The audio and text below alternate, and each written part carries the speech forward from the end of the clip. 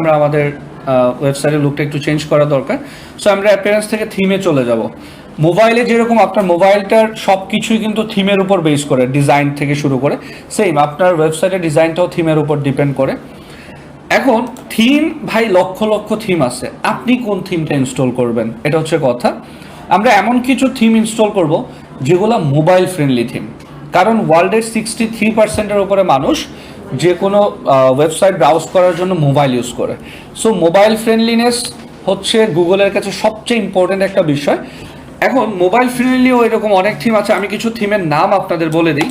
এই থিমগুলোর মধ্যে যে কোনো একটা থিম ইনস্টল করলেই হবে। হ্যাঁ, নাম্বার 1 যদি আমি বলি আপনাদেরকে, GeneratePress. This is the most popular theme and আমার পছন্দের সবচেয়ে পছন্দের থিম হচ্ছে জেনারেটপ্রেস। এরপর আপনারা চাইলে ইউজ করতে পারেন অ্যাস্ট্রা, আমরা ইউজ করতে পারি ওশান ডব্লিউপি, আমরা ইউজ করতে পারি চাইলে হচ্ছে হ্যালো এলিমেন্টর, আমরা ইউজ করতে পারি চাইলে হচ্ছে আপনার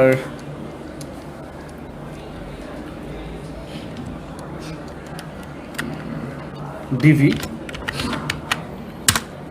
আমরা চাইলে ইউজ করতে পারি হচ্ছে আপনার জাকরা, আমরা ইউজ করতে পারি হচ্ছে ব্লকসি। এরকম বেশ কিছু থিম আছে যেই থিমগুলো আপনারা চাইলে আপনাদের মতো করে ইউজ করতে পারেন, কোনো সমস্যা নেই। বাট একই সাথে আমরা কি চাইলে মাল্টিপল থিম ইউজ করতে পারবো? না। মোবাইলে করা যায় না, যে কোনো একটা থিম ইউজ করা লাগে না। সো আপনি যেটা করবেন, যেই থিমটা আপনার কাছে মনে হবে, এখন আপনাদের কাছে মনে হওয়ার মতো তো অপশন নাই, যেহেতু আমরা প্রিভিয়াসলি এগুলো ইউজ করে নাই। যদি আমি আমার এক্সপিরিয়েন্স থেকে বলি, সবচাইতে লাইট ওয়েট থিম হচ্ছে জেনারেটপ্রেস। আপনারা জেনারেটপ্রেস ইউজ করতে পারেন, অথবা অ্যাস্ট্রা ইউজ করতে পারেন, অথবা হ্যালো এলিমেন্টর ইউজ করতে পারেন। বাট সবচেয়ে বেশি হচ্ছে জেনারেটপ্রেস, অনেক বেশি ইউজার ফ্রেন্ডলি হয়। হ্যাঁ, সো আমি ধরেন জেনারেটপ্রেস যদি ইনস্টল করতে চাই, আমি এখানে যাব, এখানে পপুলার থিম সিলেক্ট করা আছে যেহেতু এখানেই থাকবে জেনারেটপ্রেস, আমরা দেখতে পারবো। এই যে দেখেন হ্যালো এলিমেন্টর এখানে আছে, আমরা যদি একটু দেখি ওশান ডব্লিউপি এখানে আছে, জেনারেটপ্রেস আছে, ঠিক না? সো আমরা জেনারেটপ্রেস সিলেক্ট করলাম অ্যান্ড এইখান থেকে আমরা ইনস্টল করার পরে কি করব, এটাকে অ্যাক্টিভেট করে ফেলবো। হ্যাঁ, এই যেই থিমগুলোর কথা বলছি প্রত্যেকটা থিম এখানে অ্যাফিলিয়েট বা ব্লক ফ্রেন্ডলি আছে। হ্যাঁ, ওকে। সো এটা হচ্ছে আমরা ইনস্টল করে ফেললাম। এইবার যদি আমরা আমাদের ওয়েবসাইটের লুকটা দেখি, একটু চেঞ্জ হয়ে গেছে, ঠিক না? এরকম একটা লুকে আসছে। ওকে, ঠিক আছে, কোনো প্রবলেম নাই। এইবার আমরা যখন থিম ইনস্টল করলাম, থিম ইনস্টল করার পরে আমরা এইখানে দেখেন অ্যাপিয়ারেন্সে থিম পাইলাম। আমরা আরেকটা কাজ করতে পারি, একটা মেনু ক্রিয়েট করতে পারি, যে এইখানে আমার মেনুগুলো থাকবে। সো এই যে দেখেন অ্যাপিয়ারেন্স থেকে মেনুস নামক একটা অপশন আছে না, মেনুসে যাবেন। মেনুতে গিয়ে আপনি যে কোনো একটা নাম দেন, এটা আপনি ছাড়া আর কেউ দেখতে পারবে না। যেমন ধরেন আপনি নাম দিলেন কি, মেইন মেনু, কি দিলাম, মেইন মেনু। এবার বলতেছে যে মেইন মেনুতে ভাই তুমি কি কি রাখবা। সো আমি ধরেন এগুলো সব রিমুভ করে দিলাম, এখানে যা যা আছে সিলেক্ট করবেন আর রিমুভ করবেন। এটা আপনার মতো করে আপনি সাজান। যেমন ধরেন আমি ক্যাটাগরিজগুলো আমার মেনুতে দেখাবো, তাহলে ক্যাটাগরিজে যাব, view all, select all, add to menu, পারা যাবে? এখন আপনি চাইতেছেন প্রথমে আমার গ্রাফিক ডিজাইন থাকবে, এরপরে থাকবে হচ্ছে ডিজিটাল মার্কেটিং, জাস্ট এটা আইনা উপরে নিয়ে যান, বুঝতে পারছি? আপনি যাচ্ছেন এরপরে ওয়েব ডিজাইন থাকবে, এরপরে ওয়েব ডিজাইন দিলেন, এবার সবার উপরে ডিজিটাল মার্কেটিং দিয়ে দিলাম। হ্যাঁ, এইবার ধরেন আপনি অনেকে আবার সাব ক্যাটাগরি তৈরি করে না বা সাব মেনু তৈরি করে না, যে কেউ যদি গ্রাফিক ডিজাইনে ক্লিক করে বা গ্রাফিক ডিজাইনের উপরে মাউসটা বা কার্সরটা রাখলে তার হচ্ছে বাকিগুলো আসবে, ওইটারে জাস্ট একটু ডান পাশে চাপায় দেবেন, তাইলে হয়ে যাবে, বুঝতে পারছি? এবার কেউ ডিজিটাল মার্কেটিং এর উপরে কার্সরটা রাখলে তাকে গ্রাফিক ডিজাইনটা শো করবে। হ্যাঁ, এরপরে আর কি অ্যাড করতে পারি, আমি পেজ অ্যাড করতে পারি। আমি যে পেজগুলো তৈরি করছি, যেমন আমি অ্যাবাউট আস পেজ তৈরি করছি। সো দেখেন অ্যাবাউট আস, আমি ধরেন অ্যাবাউট আস সবার উপরে রাখবো, টাইনা নিয়ে গেলাম। এবার আমি এটাকে ক্রিয়েট মেনুতে ক্লিক করলাম, আমার মেনু তৈরি হয়েছে। এবার আমি প্রাইমারি মেনু সিলেক্ট করে সেভ মেনু দিয়ে দিলাম, শেষ। এবার দেখেন আপনি যদি রিলোড করেন, চলে আসছে সবগুলা। এবার আমি গ্রাফিক ডিজাইন, ডিজিটাল মার্কেটিং এর উপরে রাখলে গ্রাফিক ডিজাইন আসতেছে না। আর আপনার যদি মনে হয় যে ভাই যেরকম ছিল এরকমই ভালো, এটা আবার জায়গা মতো নিয়ে চেঞ্জ করা, আবার রিলোড দেন, তাহলে দেখবেন আগের মতো সুন্দর করে চলে আসে। পারা যাবে মেনু ক্রিয়েট করা। সো এইভাবে আপনার প্রয়োজনীয় যা যা দরকার, যেমন এই থিমের কারণেই তো লুকটা দেখতে পাচ্ছেন আপনি। এই থিম, হ্যাঁ হ্যাঁ, শুধু এটার স্ট্রাকচারটা থাকবে, ডিজাইন আপনাকে করতে হবে, এটা হচ্ছে বিষয়। হ্যাঁ, ওকে। সো এখন আমরা আরেকটু ডিজাইনে যদি মনোযোগ দিই, অ্যাপিয়ারেন্স থেকে চলে যেতে পারি কোথায়, কাস্টমাইজ। সো কাস্টমাইজে গেলাম আমি, যাওয়ার পরে দেখেন আমি যদি এটাকে একটু সুন্দর করে ডিজাইন করতে চাই, প্রথমে আছে কি সাইট আইডেন্টিটি, এটার মধ্যে গেলেন সাইট টাইটেল র্যাঙ্ক রিভাইভ আমরা দিয়ে আসছিলাম, ঠিক না? এখন এইখানে টাইটেলটা শো করতেছে না, আপনারা কি এখানে টাইটেলটা দেখাবেন কি দেখাবেন না বলেন তো? এখানে মানুষ টাইটেল দেখাবে কি না? দেখাবো না। এইখানে সবসময় ওয়েবসাইটের লোগো থাকে, ওয়েবসাইটের টাইটেল ডেসক্রিপশন বা ট্যাগলাইন সবসময় হিডেন থাকে, মাথায় রাখবেন। হ্যাঁ, সো একটা ট্যাগলাইন আমরা দিতে পারি, যেমন ধরেন ডিজিটাল মার্কেটিং এজেন্সি, আমি এটাই দিলাম। আর যদি আপনার মাথায় কোনো স্লোগান না আসে বা কোনো ট্যাগলাইন না আসে, তাহলে কই যাবেন?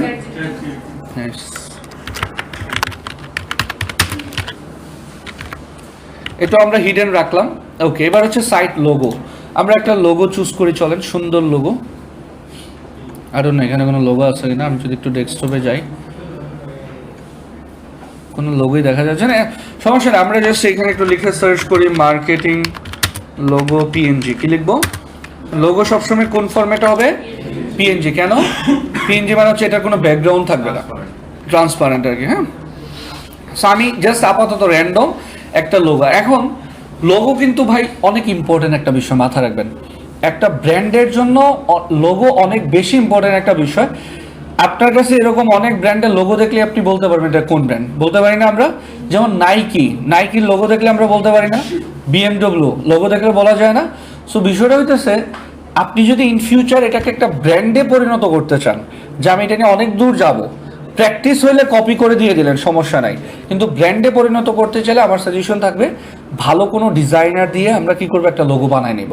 দরকার হলে 1000 টাকা খরচ করব, কিন্তু একটা লোগো যেহেতু একটা পুরো ব্র্যান্ডকে ফোটায় তোলে, সো আর লোগোর ক্ষেত্রে কালার কম্বিনেশনের একটা বিষয় আছে।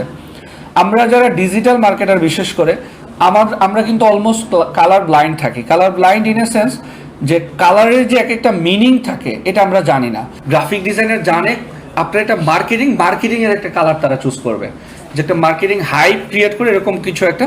সো ভাই আমাদের আপাতত এত কিছু চিন্তা করার দরকার নেই, আমরা একটা সহজ লোগো নিয়ে নিই।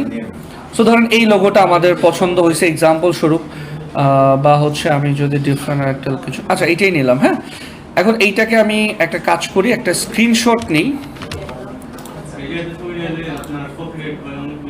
100% আবার আসে নাকি, মানে কি? তো এটা তো আরেকজনের লোগো তৈরি করা জিনিস, আপনি এটা নেবেন কেন? এখন ধরেন আমি এটা ডেস্কটপে সেভ করি। ওকে, সেভ। কিন্তু এটা কিন্তু আলটিমেটলি ট্রান্সপারেন্ট না, ঠিক না? সো আবার কি করতে হবে, এটাকে ট্রান্সপারেন্ট বানাইতে হবে। এন্ড বানাইতে হলে কি করতে হবে, ব্যাকগ্রাউন্ড রিমুভ করতে হবে। কিন্তু আমরা কি গ্রাফিক ডিজাইনার না, আমরা তো ব্যাকগ্রাউন্ড রিমুভ করার কাজ করি না, তবে আমরা করব। হ্যাঁ হ্যাঁ, ক্যানভা দিয়ে চাইলে, কিন্তু ক্যানভার ক্ষেত্রে প্রিমিয়াম লাগে আপনি যদি ব্যাকগ্রাউন্ড রিমুভ করতে চান। কিন্তু আমাদের আসলে গ্রাফিক ডিজাইনের না, কিন্তু কিছু সফটওয়্যার আছে যেগুলো আমাদের জন্য কার্যকরী। যেমন ধরেন আমরা রিমুভ করতে চাইতেছি, তাই না? তাহলে কি লিখবো? নাইস। সো আমরা রিমুভ বিজি লিখবো। কি লিখবো? এই যে দেখেন remove.bg একটা ওয়েবসাইট আছে, এটাতে যাবেন, মানে শর্টকাটে যত কাজ করা যায় আর কি। আবারও বলতেছি, নিজের লাইভ ওয়েবসাইটের জন্য কিন্তু এই রিস্ক নেবেন না কেউ, যে আমি এই টাইপের সফটওয়্যার দিয়ে একটা লোগো বানায় ফেলবো, দরকার নাই। হ্যাঁ, এই যে দেখেন 1 মিনিটে রিমুভ হয়ে গেছে, ডান। ওকে, সো আমাদের ব্যাকগ্রাউন্ড রিমুভ হয়ে গেছে। এবার আমরা এটাকেই লোগো হিসেবে আপাতত আপলোড করে দিচ্ছি। হ্যাঁ, সো আমরা এটা সিলেক্ট করলাম, সিলেক্ট, স্কিপ ক্রপিং। এবার বিশাল বড় এক লোগো চলে আসছে। এবার আমি কি করতে পারবো, এটা চাইলে একটু ধরেন ছোট বড় করে আপনার যেখানে ভালো লাগে সেখানে আপনি দিতে পারেন। এরপরে হচ্ছে সাইট আইকন বলে একটা অপশন আছে, যে this is called fab icon বা সাইট আইকন। হ্যাঁ, এটা কি দেখেন, ক্রিয়েটিভাইটির এখানে একটা আইকন দেখা যাইতেছে না, গুগলের একটা আইকন দেখা যাইতেছে না, এইটার একটা আইকন দেখা যেতেছে না। সো এটা কি মূলত বলা হয় ফেভ আইকন বা সাইট আইকন। সো আপনি একটা সাইট আইকন এখান থেকে দেন যেটা আপনার পছন্দ। অবশ্যই এটাও আমি সাজেস্ট করবো সবসময় কোনো না কোনো একটা ডিজাইনার দিয়ে বানাই নেন নিজের ওয়েবসাইট হলে। আর আপাতত আমরা হচ্ছে কি করব, যে কোনো একটা দিয়ে দিব। হ্যাঁ, ওকে। সো দেখেন আমাদের ওয়েবসাইটেও এখানে সাইট আইকন চলে আসছে। সো আমরা এটাকে পাবলিশ করে দিব, ঠিক আছে? আইডেন্টিটির পরে আমরা চলে যাব লেআউট। কোথায় যাব? লেআউটে আসার পরে আমরা এখানে দেখতে পাচ্ছি একটা অপশন আছে কন্টেইনার, কি আছে কন্টেইনার। এখন দেখেন কন্টেইনারে আসার পরে প্রথমে আমরা দেখতে পাচ্ছি কন্টেন্ট লেআউট। কন্টেইনার এই প্রত্যেকটা অংশকে এক একটা কন্টেইনার বলা হয় এবং একটা ওয়েবসাইটে টোটাল 3টা পোর্শন থাকে। কয়টা? এই অংশটুকুকে বলা হয় হেডার, এটাকে বলা হয় বডি, আর একদম নিচে যেটা ফুটার। ওকে, সো বলতেছে ভাই তুমি কি সেপারেট কন্টেইনার রাখবা, মানে হচ্ছে হেডার এবং বডির মধ্যে পার্থক্য আছে, বডি এবং ফুটারের মধ্যে একটা গ্যাপ আছে না আমরা দেখতে পাচ্ছি। আর আপনারা কোনো ডিস্টেন্স বুঝতে পারছেন কিনা, এখানে কিন্তু একটা গ্যাপ দেখা যাইতেছে। সো আপনি কি করতে পারেন, এইটাকে ওয়ান কন্টেইনার দিয়ে দিলেন, এইবার দেখেন সব হোয়াইট হয়ে গেছে, ঠিক না? সো এটা আমার মনে হয় এটার চাইতে সেপারেটটাই সুন্দর লাগবে, এটা যার যার পছন্দের উপরে। সো আপনি সেপারেট কন্টেইনার রাখলেন, রেখে পাবলিশ করে দিলেন। এরপরে হেডার, হেডার প্রিসেট। অনেকে কি করে লোগোটা উপরে দেয়, যেমন এরকম দেখছেন অনেক ওয়েবসাইটে এই যে লোগোটা উপরে থাকে, মেনু বারটা নিচে থাকে, এটা চাইলে করতে পারেন, সমস্যা নাই। এটা যদি আমরা দেই, না এটা উল্টো হয়ে গেছে, নেভিগেশন বিফোর এটা কিরকম দেখে, এটা খুবই ভয়ঙ্কর দেখা যাচ্ছে। কারেন্ট যেটা ছিল এটাই সুন্দর, এটাতে আমরা খুশি থাকি। সো এটা যেরকম আছে এরকমই রাখি, আমরা এটা পাবলিশ করে দিলাম। প্রাইমারি নেভিগেশন, এইটা এই অংশটুকুকে বলা হয় প্রাইমারি নেভিগেশন, যেরকম আছে এরকম রাখেন, কোনো প্রবলেম নেই। সাইড বারে যদি আমরা একটু যাই, আচ্ছা এটা আমাদের হোম পেজ, এটা কোন পেজ? যদিও আমরা হোম নামক কোনো পেজ স্টিল ক্রিয়েট করি না, আমরা করবো, বাট একদম ফ্রন্ট পেজটাকে বলা হয় কি হোম পেজ। হোম পেজে আমরা কোনো সাইড বার রাখবো না কখনোই, ঠিক আছে? সো এই যে দেখেন সাইড বার লেআউট, এই যে অংশটুকুকে বলা হয় কি সাইড বার, এই অংশটুকুকে আমরা এখানে দিয়ে দিব no sidebar, content no sidebar, block sidebar layout, content no sidebar. এবার দেখেন কোনো সাইড বার আছে আর চলে গেছে। আর সিঙ্গেল পোস্ট সাইড বার থাকুক, যেরকম আছে এরকমই রাখবেন। এই যে দেখেন একদম নিট অ্যান্ড ক্লিন একটা ওয়েবসাইট এখন আমাদের কাছে আছে। ফুটারে যদি আমরা একটু যাই, এখানে ব্যাক টু টপ বাটন নামক একটা অপশন আছে, ঠিক না? ব্যাক টু টপ বাটন মানে হচ্ছে কিছু কিছু ওয়েবসাইটে গেলে দেখবেন আপনি স্ক্রল করতে করতে অনেক নিচে চলে গেছেন, এখন আপনি উপরে যাইতে চাইতেছেন, একটা ছোট্ট আইকনের মতো বাটন দিয়ে ক্লিক করলে উপরে নিয়ে যাচ্ছে, এটাকে বলা হয় কি button? Back to top button. আমরা এটাকে কি করে দেবো, এখান থেকে এনাবল করে দিয়ে এটাকে পাবলিশ করে দেবো। হ্যাঁ, ফুটারের পরে ব্লক যেরকম আছে এরকম, এখানে আর হাত দেওয়ার দরকার নাই। ওকে, লেআউটেও আমাদের কাজ শেষ। কালার্স, টাইপোগ্রাফি এগুলো আমরা ভেতরে গিয়ে করব, সমস্যা নাই। ওকে, সো এতটুকু কাস্টমাইজেশন সবাই করতে পারবেন।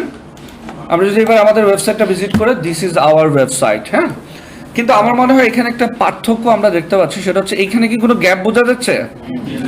আচ্ছা, এইটা আসছে কেন? আমরা কন্টেইনারটাকে ফুল কন্টেইনার দেই নাই। তাহলে আবার কই যাব আমরা? অ্যাপিয়ারেন্স থেকে কাস্টমাইজ, কাস্টমাইজ থেকে লেআউট, কন্টেইনার, এই কন্টেইনার উইথটাকে আমরা কি করে দিব? ফুল দিয়ে পাবলিশ করে দেব। এই এইখানে হচ্ছে এই যে আপনি কি মানে গ্যাপ রাখবেন নাকি হচ্ছে ওয়ান কন্টেইনার দিয়ে দেবেন?